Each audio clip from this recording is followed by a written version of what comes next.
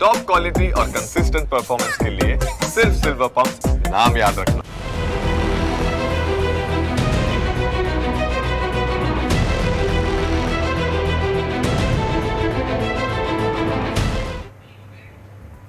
પાટીદાર અગ્રણીઓને હવે દીકરીઓની ચિંતા સતાવી રહી છે અને આ જ મુદ્દે આજે વિગતવાર ચર્ચા આપણે કરવાની છે। નમસ્કાર, હું છું આપની સાથે હેતવી। પ્રેમ લગ્ન પરિવાર તોડે તેવું તો તમે કદાચ સાંભળ્યું હશે, પરંતુ પ્રેમ લગ્ન સમાજને તોડે છે તેવું નહીં સાંભળ્યું હોય। આવું અમે નહીં, પરંતુ એસપીજી ગ્રુપના લાલજી પટેલ કહી રહ્યા છે।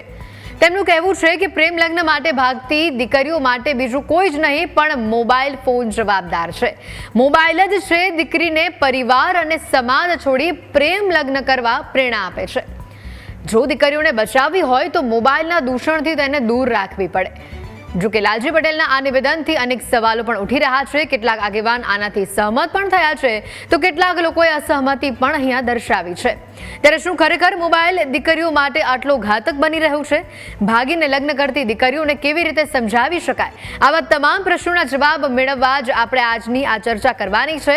અને મારી સાથે આ ચર્ચામાં જોડાઈ ગયા છે એસપીજી પ્રમુખ લાલજી પટેલ, આ સાથે પાટીદાર અગ્રણી અલ્પેશ કથિરિયા અને સાથે જ પાટીદાર અગ્રણી જિગીશાબેન પટેલ પણ આપણી સાથે જોડાયા છે। આપ ત્રણેય મહેમાનોનું સ્વાગત છે।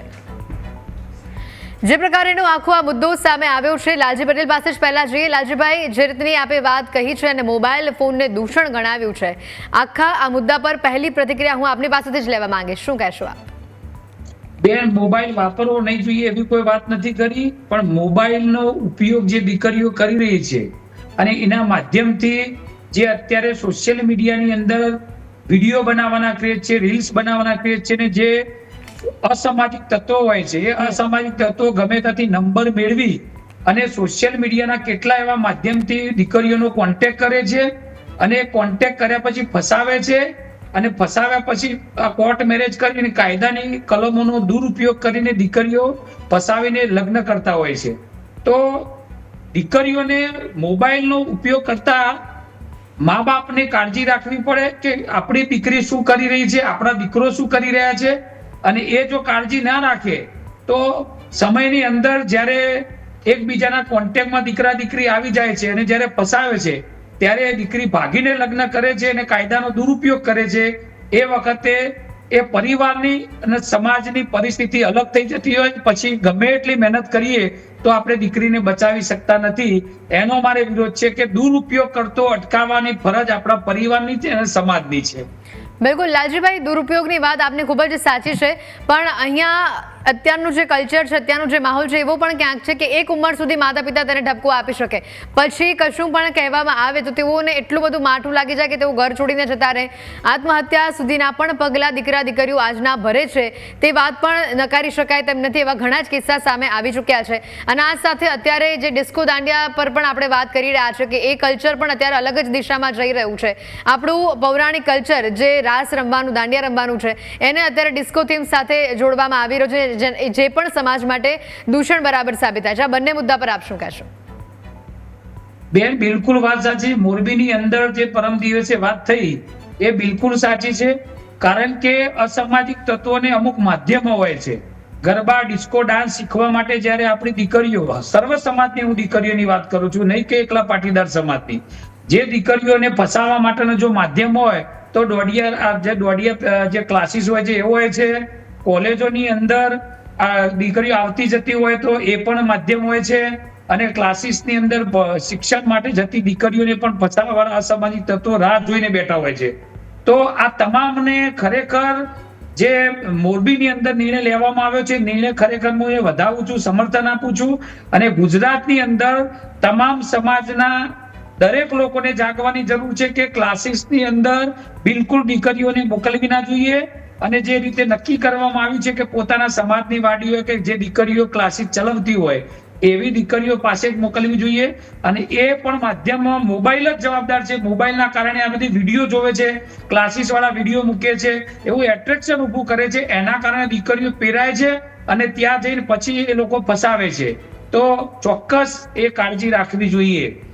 જિગીશાબેન પણ આપણી સાથે જોડાયેલા છે, એમની પાસે જઈશ। જિગીશાબેન, એક મહિલા તરીકે અને એક દીકરીને જ્યારે એવું કહેવામાં આવે કે તું બહુ જ વધારે પડતો ફોન વાપરી રહી છે, તું ખોટા રસ્તા પર જઈશ, એક અમુક, જેમ મેં પહેલાં કીધું કે અમુક ઉંમર સુધી માતા પિતા કહી શકે છે, પછી હવે તો માતા પિતાને પણ ડર લાગવા લાગ્યો છે કે ક્યાંક વધુ બોલાઈ જશે તો તેઓ ઘર છોડીને જતા રહેશે, કંઈક ખોટું પગલું ભરી લેશે.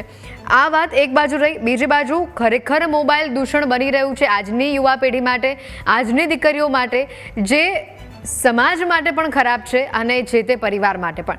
આપ આ મહિલા તરીકે આપ આ બંને બાબતોને બહુ જ સારી રીતે સમજી શકશો અને દર્શકોને સમજાવી પણ શકશો. શું કહેશો આપ?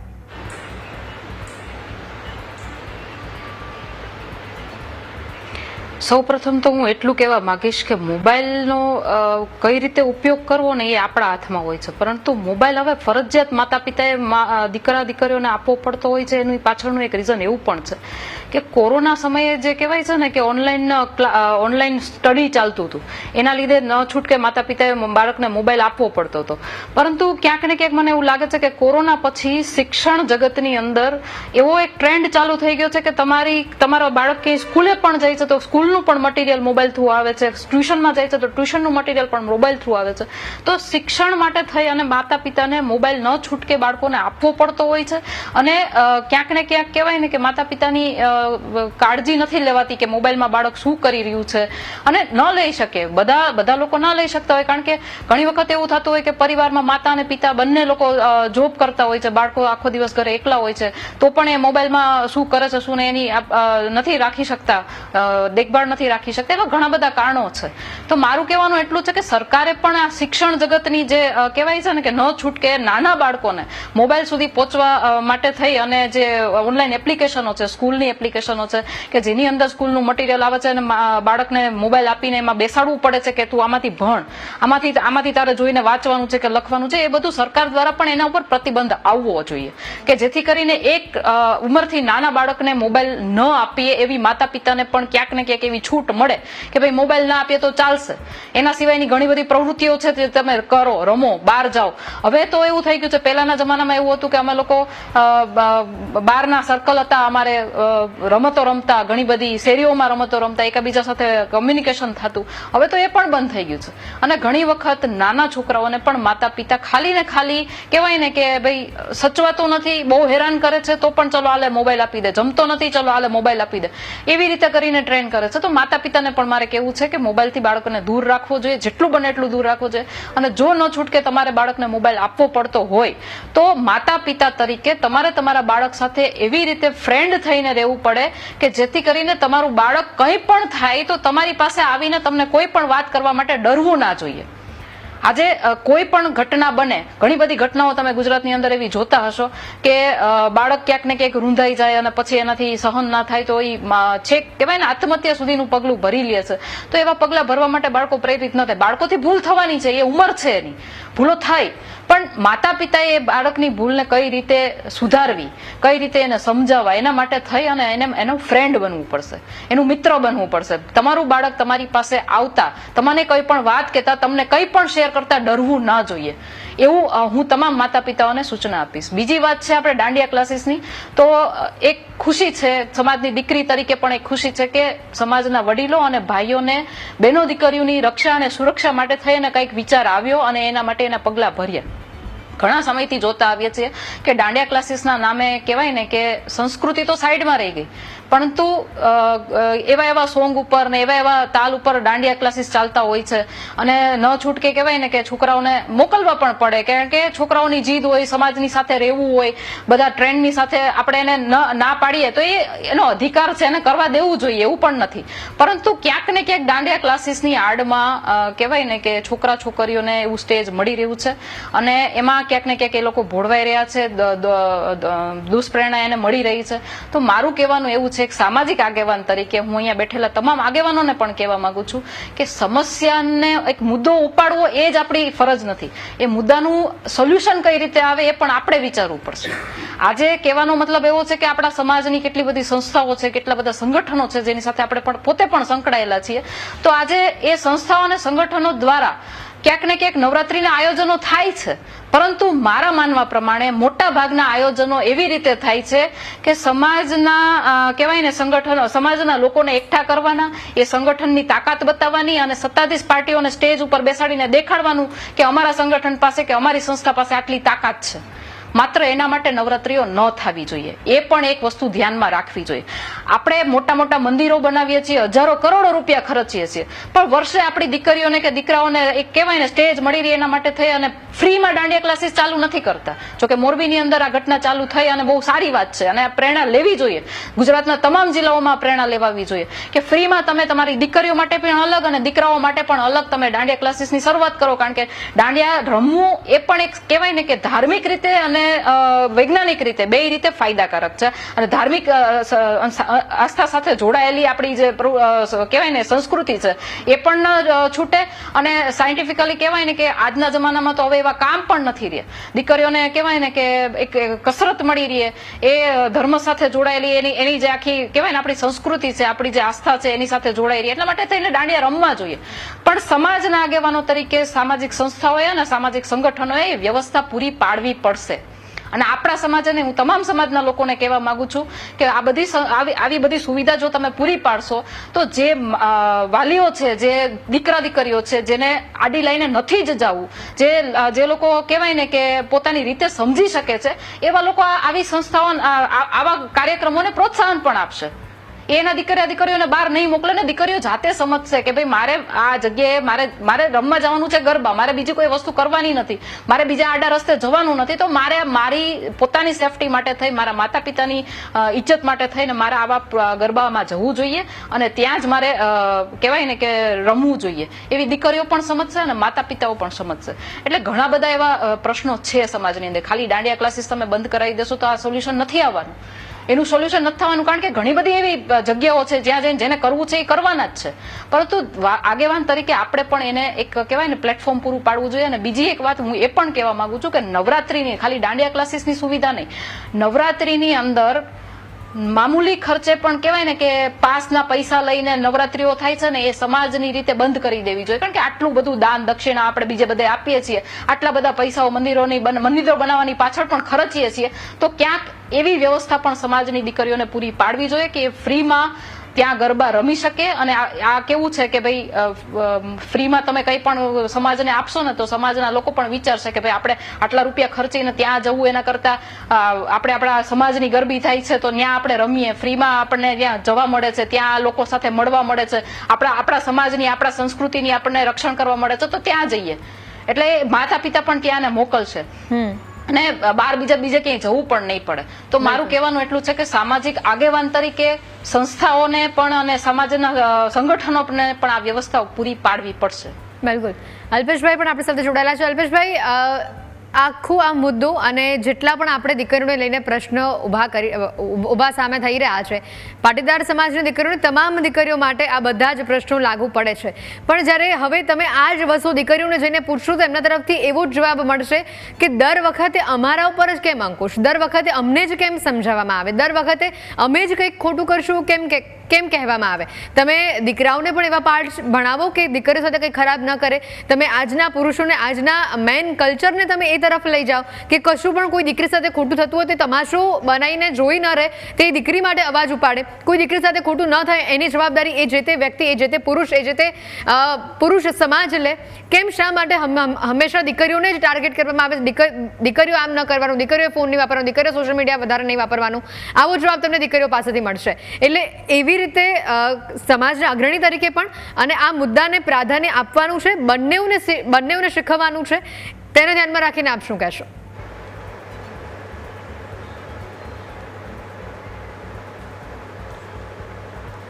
આપની જે વાત છે ને આ મુદ્દા સાથે ઘણી બધું મને ગમ્યું કે આજના સાંપ્રત સમયની અંદર જ્યારે આપણે દીકરો દીકરી એક સમાનના 21મી સદીના ભવ્ય વાતાવરણમાં જીવીએ છીએ ત્યારે સ્વાભાવિકપણે કોઈ પણ મુદ્દામાં દીકરીઓ ઉપરના ઇન્સ્ટ્રક્શન વધારે રહેતા હોય છે, એની પાબંદી વધારે રહેતી હોય છે. ઘરના નીતિ નિયમો, બહારની નીતિ નિયમો અને સમાજની એક સોચ બની છે કે દરેક વસ્તુમાં કોઈ પણ પ્રતિબંધ છે, કોઈ પણ વસ્તુ છે તો એમાં દીકરી પર વધારે ભારણ મૂકવામાં આવે છે.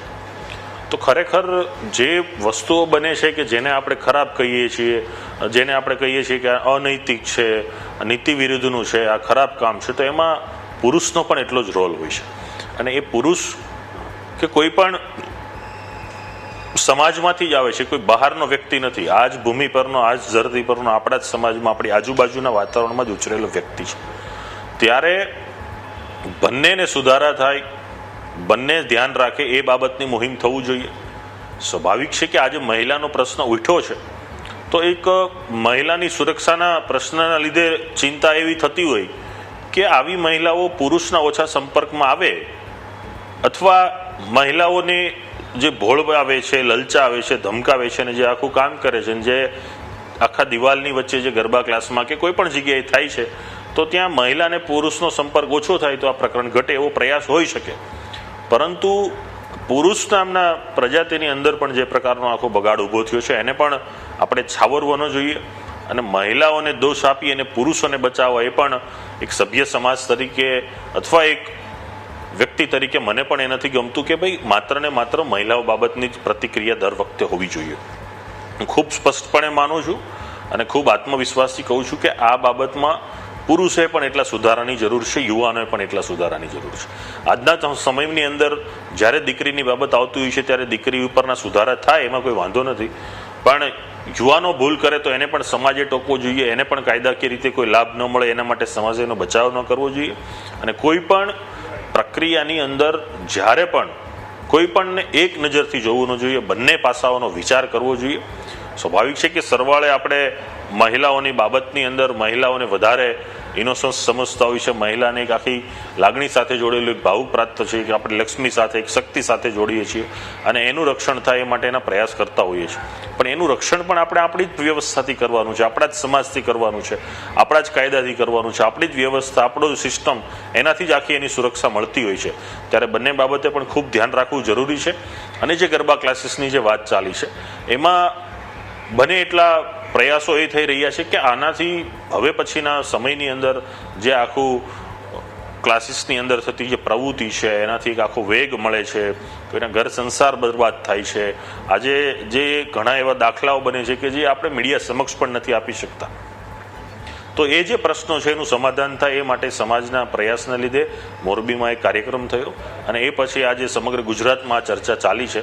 અને આ કોઈ એક સમાજ કે મોરબી સેન્ટર પૂરતો મર્યાદિત મુદ્દો નથી, આ સમગ્ર ગુજરાતની મહિલા, સમગ્ર ગુજરાતની દીકરી માટેનો મુદ્દો છે. એટલે અમે એવી આશા રાખીએ છીએ કે આ મુદ્દામાં દરેક લોકો ખૂબ મજબૂતાઈથી આગળ આવે અને આમાં દીકરી હોય કે દીકરો હોય બંનેની તરફથી જે કોઈ પણ સુરક્ષાના કારણોસર સમાજની જે વ્યવસ્થા છે, સમાજનું જે માળખું છે એ ટકી રહે અને જે સંસારિક વસ્તુઓની અંદર જે કોઈ પણ પ્રશ્નો આવે છે કે જેનાથી ઘર, પરિવાર, સમાજની અંદર બદનામી, અનામી અને જે આખા પ્રશ્નો સર્જાય છે પ્રશ્ન ન સર્જાય એવી વ્યવસ્થાનું નિર્માણ થાય અને બનતા જે બનાવો છે અટકે એવો એક આદેશ છે. બિલકુલ. લાલજીભાઈ, પ્રેમ લગ્ન માટે આપને ફરીવાર બોલવું પડ્યું. આની પહેલાં પણ તમે પ્રેમ લગ્ન માટે વાત કરી હતી અને કહ્યું હતું કે માતા પિતાની પરવાનગી વગર પ્રેમ લગ્ન દીકરી ન કરે, એનું ધ્યાન રાખો, માતા પિતાની સહી હોવી જોઈએ એના લગ્નમાં. પણ વાત એવી પણ આવે છે કે દરેક પ્રેમ લગ્ન ખરાબ નથી હોતા. તમે અત્યારે જે રીતનું પણ આપનું આ કટાક્ષ છે, વાત આપની બહુ જ સાચી છે. ઘણી બધી દીકરીઓના ભવિષ્ય અને દીકરી સાથે એ દીકરીના પરિવારનું ભવિષ્ય પણ ખરાબ થયું છે એ ખોટા પ્રેમ લગ્નના કારણે. અને પાટીદાર સમાજ દ્વારા એવા પ્રયત્નો પણ થયા છે કે દીકરીઓને પાછી લાવવામાં આવી છે અને સમાજમાં ફરી એકવાર વાસ્તે ગાજતેનું જીવન આગળ વધે એવા પ્રયાસો કરવામાં આવ્યા છે. પણ છતાં પણ પ્રેમ લગ્ન એ દૂષણ જ છે એવું ન બતાવીને સાચા રસ્તે પ્રેમ લગ્ન કરવા પણ છે તો પણ કઈ કઈ બાંહેધરી હોવી જોઈએ, કયા કયા નિયમો હોવા જોઈએ.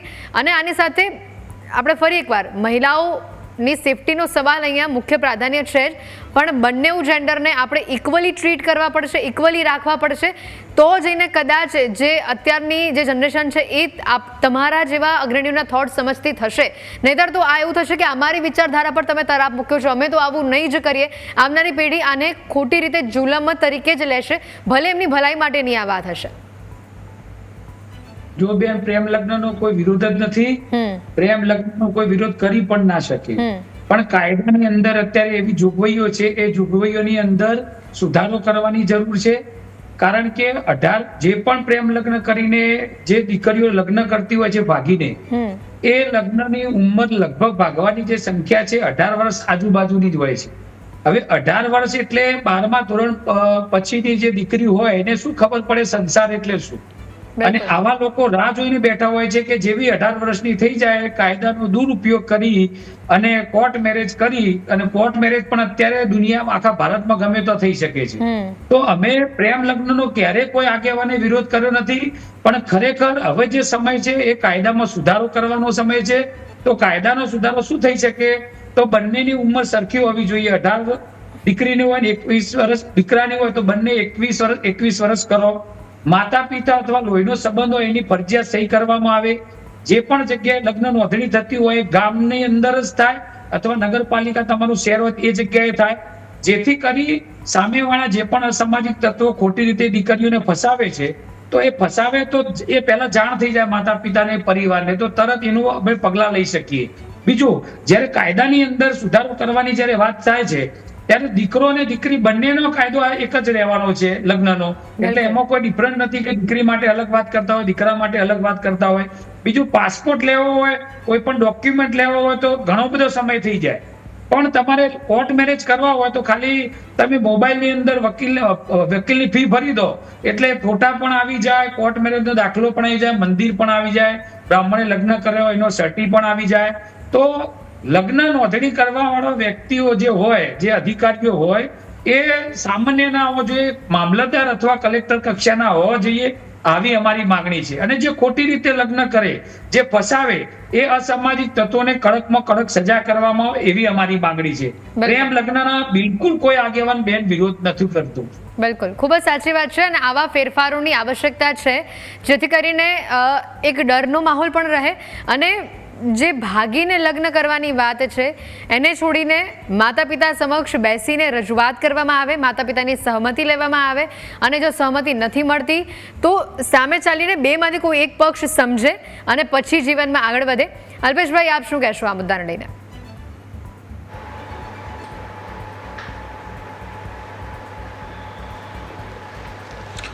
મુદ્દામાં બધા જ વક્તાએ વાત કરી કે સામાજિક સમસ્યાઓની ચર્ચા તો આપણે કરતા હોઈએ છીએ, પણ સમસ્યાની સાથોસાથ એનો બદલાવ આવે એ માટેનો પ્રયાસ આગેવાનો, સંસ્થાઓ અને સરકારી સિસ્ટમ અને કાયદો વ્યવસ્થાનું જે આપણું માળખું છે એના માધ્યમથી થવો જોઈએ. કે કોઈ બનાવની પ્રાથમિકતાની પોલીસના ગુપ્તચર જે LIB છે, IB છે, એના માધ્યમથી ખબર પડે છે તો પોલીસે પણ સતર્કતાથી પોતે એમાં અંગત રસ લઈને આ બધી બાબતોમાં ધ્યાન રાખવું જોઈએ. સામાજિક સંસ્થાઓ પાસે જ્યારે આવા પ્રશ્નો ઉપસ્થિત થાય છે ત્યારે આવા પ્રશ્નોનું મુદ્દાસર સચોટ સમાધાન થાય એ માટે સામાજિક સ્તરે શું મુવમેન્ટ ચલાવી શકાય, સમાજના લોકોને કઈ રીતે જાગૃત કરી શકાય, આ બાબતે સમાજ પોતે શું કરી શકે છે, આગેવાનો આમાં શું મહત્વની ભૂમિકા ભજવે છે, એ માટે સમાજે પણ પોતાની જવાબદારી નિભાવવી જોઈએ. સમાજ અને સિસ્ટમ પોતાની જ્યારે જવાબદારી નિભાવે છે ત્યારે લોકશાહીના ચોથા સ્તંભ તરીકે મીડિયા મિત્રો પણ પોતાની ભૂમિકા ભજવવામાં ક્યારેય કચાશ રાખતા નથી. અને અત્યાર સુધીમાં આપણે જોયું છે કે ગુજરાતની અંદર કોઈ પણ સારા પગલાઓમાં મીડિયા સ્ટ્રીમે ખૂબ મજબૂતાઈથી આવકાર્યા છે અને આ પગલાઓને લોકો સુધી લઈ જવામાં મીડિયા પણ ખૂબ મોટી ભૂમિકા ભજવે છે. પણ એના માટે શરૂઆત ઘર, સમાજ અને જે પરિસ્થિતિમાં સરકારી સિસ્ટમ ઉપયોગી થઈ શકે છે એ સરકારના કોઈ પણ અંગો હોય, પોલીસ સહિતના, એ દરેકે પોતાના પ્રયાસ કરવા જોઈએ. કેમ કે સમસ્યા ઉપર ચર્ચા થઈ શકે છે પણ ચર્ચાના અંતે સમસ્યાના સમાધાનના અલગ અલગ પ્રકલ્પો આપણી સમક્ષ આવે, અલગ અલગ વાતો, અલગ અલગ એવા આયામો શરૂ કરી શકાય.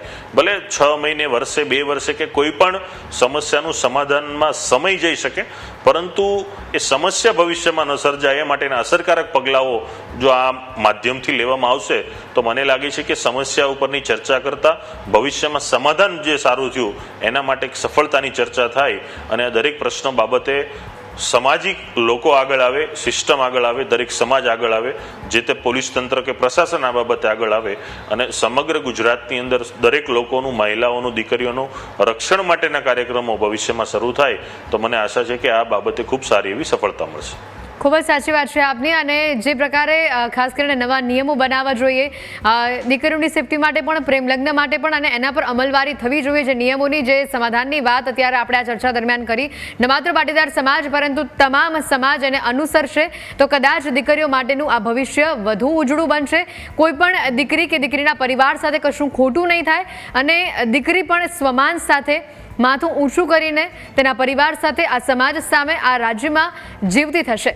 અને આ જ ચર્ચાને અહીંયા હાલ આ વાતની સાથે વિરામ આપીએ છીએ. જિગીશાબેન, અલ્પેશભાઈ અને લાલજીભાઈ, આપ ત્રણેય ચર્ચામાં જોડાયા, આપનો ખૂબ ખૂબ આભાર. તો આ સાથે જ આ ચર્ચામાં સમાપ્ત કરીએ છીએ અહીંયા. ફરી મળીશું આવા જ નવા રસપ્રદ વિષયની સાથે. ત્યાં સુધી રજા આપશો. નમસ્કાર.